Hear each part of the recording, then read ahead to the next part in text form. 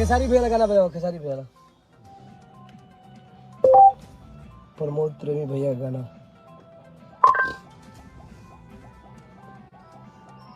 मुर्गिया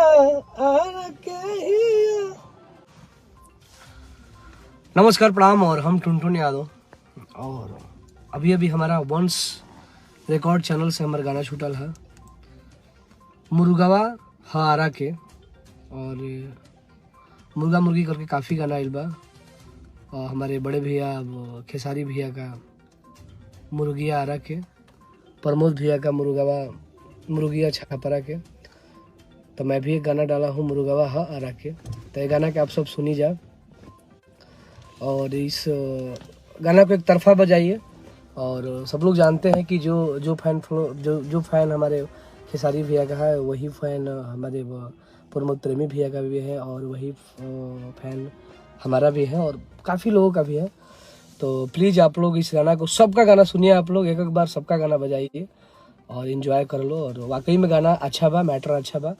और नया साल में हमेशा खेसारी भैया का गाना, प्रमोद भैया गाना धमाका करबे करला। और तो आप सब सुनी जा गाना के, और एक बार हमारो गाना के आप सब सुनी जा और प्यार आशीर्वाद दीजिए। और हमारे गाना का लिखे हैं हमारे सुनील सागर जी, म्यूजिक दिए है डीआर आनंद जी, और उसमें फीमेल में रागनी रेखा रागनी करके लड़की गाई है, और बहुत अच्छा गा रही है। और हमारे बगल में बैठे हैं वो भोजपुरी के नंबर 1 वीडियो डायरेक्टर आशीष सत्यार्थी जी, और अभी हमनी के वो लोग मुर्गी कर ले, हम मुर्गा गनी है। ऐसे करने कि मुर्गा बढ़िया चीज़ हुए, और मुर्गा बहुत लोग खाला। और सबके प्यार आशीर्वाद दीजिए, और सबके गाना सुनी जाओ, और किसी का गाना किसी से कम नहीं है, सबका अच्छा गाना है, और सब लोग अपने ही लोग हैं। और हमारा गाना सुना लो तलमनी, और ऐसा नहीं, सबका गाना सुनिए, सब जितने लोग का नया साल का गाना आएगा सबका गाना सुनिए। नया साल का तो गाना हम 5 हो गए बनी, और ये भी गाना अच्छा बा।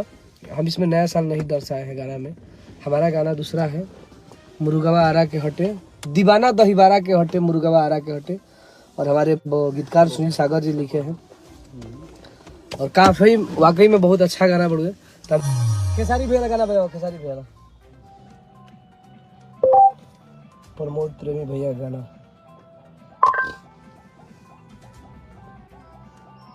मुर्गिया